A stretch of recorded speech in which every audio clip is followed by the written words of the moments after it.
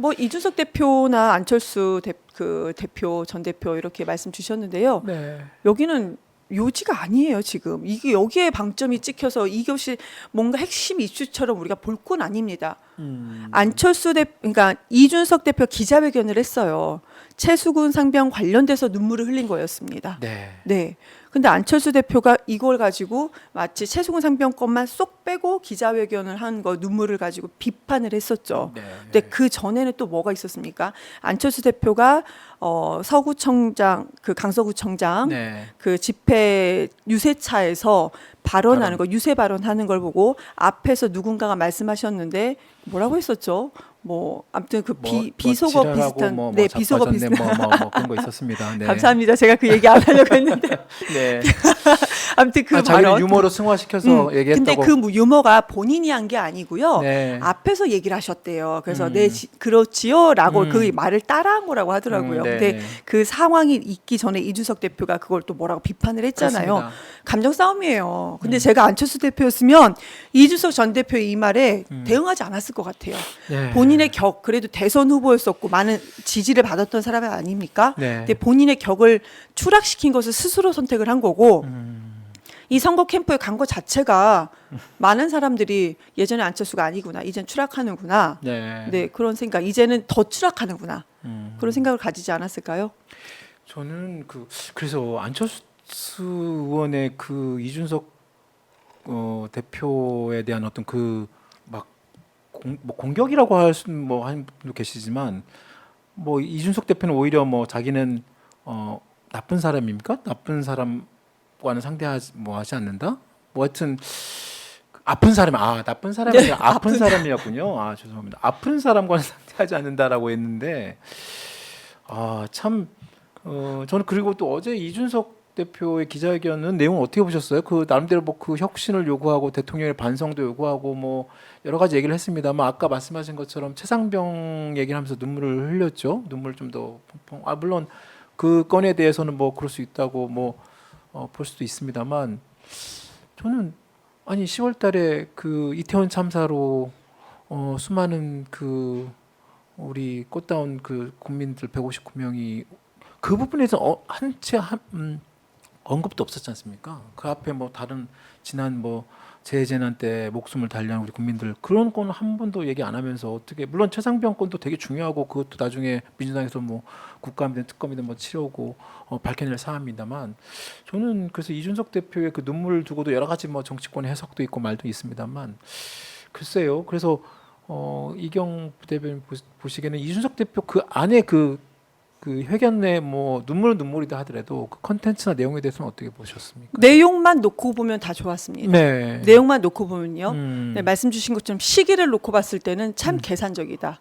라는 거죠. 속이 다 뻔히 보입니다. 네. 내용만 놓고 보면 좋죠. 우선은 옳은 말입니다. 네. 좋은 소리다. 그런데 왜 지금이냐? 총선 앞두고 지금 강서구청장 선거가 치고 대통령에 대한 책임론이 나오고 네. 당내에서 지도부를 교체해야 된다는 얘기가 들고 나서는 네. 이준석 저 있습니다. 음. 이거지요. 이준석 저 있습니다.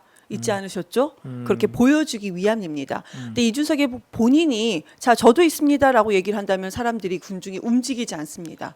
군중이 지금은 지도부를 찾는 가운데서 맞다 이준석이 있었지 이렇게 만들 수 있는 분위기를 본인 혼자서 좀 했던 건 아닌가 생각이 들고요. 그리고 최수근 아까 말씀 이태원 12구 이태원 참사 네. 침묵하고 최수근 상병에 대한 건에 대해서는 왜 이렇게 목소리를 높이고 눈물까지 흘리느냐 그건 타겟층입니다. 12구 이태원 참사는 이미 그 시기를 놓쳤어요. 그때 당시에는 이준석이 나서서 뭐라고 하기에는 본인 입지가 상당히 좁았습니다. 네. 이미 늦었습니다. 근데 그때 12구 이태원 참사가 물론 청년이 많았지만 여성도 많았습니다. 네. 타겟층이 상당히 복잡했습니다. 그때는 또 나이가 좀 있으신 분도 있었고요. 연령대도 좀 많이 좀 네.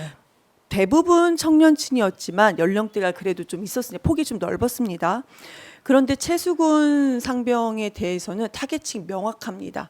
20대 남성, 그리고 군대를 곧 제대한 30대 초중반까지의 남성, 그러니까 30대 후반 정도 되는 남성들은 이제 결혼 시점이 되니까 아직 이 이슈보다는 다른 이슈에 좀 더 관심을 가질 수가 있겠으나 30대 중반, 20대부터 모든 30대 중반까지는 소위 이준석을 지지했던 그 층이 지금 많이 국민의힘에서 소멸돼 가고 있다라는 비판이 있습니다.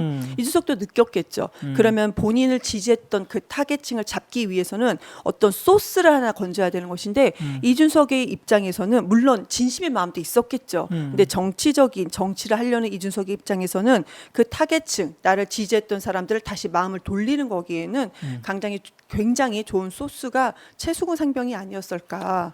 그리고 감정이입도 되겠죠. 네. 본인이 이준석이 군대를 다녀왔나요? 그건 잘 모르겠는데요. 군은 저기 공익으로 아마 마친 걸로 알고 네. 있습니다. 네. 감정이입이 되겠죠. 네. 네, 그래서 그렇게 한 것은 아닌가 했는데요. 내용은 좋으나 이준석 대표 저도 개인적으로는 참 괜찮은 사람이라고 생각을 합니다. 괜찮은 사람이다. 근데 내용은 좋으나 이준석 대표가 왜 관운이 없는가? 저는 관운이 없다고 생각하세요? 그렇게 똑똑한 사람이 그렇게 말도 잘하는데요. 그것이 아닙니다. 정치할 때 사람들이 선택을 할 때요. 관원도 물론 좋아야 되지만 이준석 대표 정도 되면은 많은 표를 얻어야 돼요. 근데 그렇지 못한 이유, 본인이 대구에 가면 많은 표를 얻을까요? 저는 그렇게 생각하지 않습니다. 한번 지역에 내려가 봐라. 제가 네. 모 방송에서도 한번 지역에 내려가 봐라. 당대표의 옷을 입고 지역에 내려갔을 때와 네. 청년으로서 그 당을 옳은 길로 비판하고자 내려갔을 때와 내가 후보로 내려갔을 때는 사람들이 지역민들이 바라보는 시각이 아예 다릅니다. 그렇군요. 아예 다른 사람처럼 달라요. 아예 다른 사람 같은 느낌이 듭니다.